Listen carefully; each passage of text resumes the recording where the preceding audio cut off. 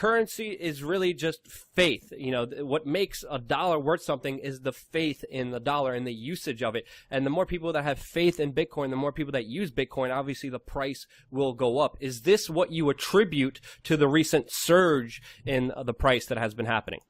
Yeah, there's so many reasons for it to rise. I've been saying since 2011 was $3 that it could hit a high, or not, might never even be a high, but it could be as high as $1 million of Bitcoin in the next few years if all fiat currencies collapse, which is what I talk about at the Dollar Vigilante, which is why we're probably the largest financial newsletter in the world now, because we've been talking about this and warning people and getting people into gold, silver, and Bitcoin for years now.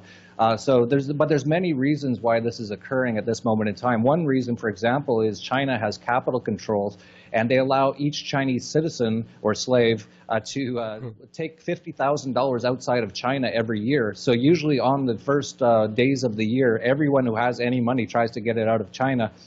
But instead of going into things like other fiat currencies, which would be quite stupid, many Chinese, and you can just watch, you can go to fiatleak.com and watch how much money is flowing into Bitcoin from China right now. That's been, I think, the biggest spark in the last few weeks, because it's been up about 30 or 40% in the last couple of weeks. I think that's been the biggest reason, but there's no reason for it to stop at all. As you pointed out, it's all really demand and supply and a little bit of faith as well. And of course, the US dollar used to be tied to gold, and then they brought in the Federal Reserve in the horrible year of 1913 and brought in the Income Tax Act on the same year, and that's not a coincidence.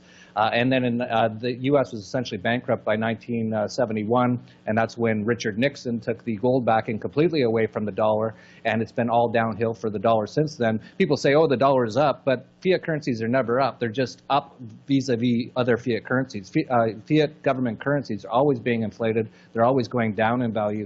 And so we're seeing just a lot of people waking up to what Bitcoin is. And as I mentioned, if we see these fiat currencies continue to collapse, and we absolutely will, you'll see more people going into Bitcoin. And because of that, governments and central banks around the world are absolutely panicking. And the beautiful thing about it is they can't stop it. They'd have to turn off the internet or turn off the power, and they actually do consider that. That's why there's things called the internet kill switch that they talk about all the time, because they're losing control of money. And when they lose control of money, they'll lose their power. And we'll actually go to a much more peaceful and prosperous time on Earth with no wars, and most people being much, much better off without the absolute rape of central bank inflation. Very optimistic view. I definitely believe in that. But here in the United States, we're actually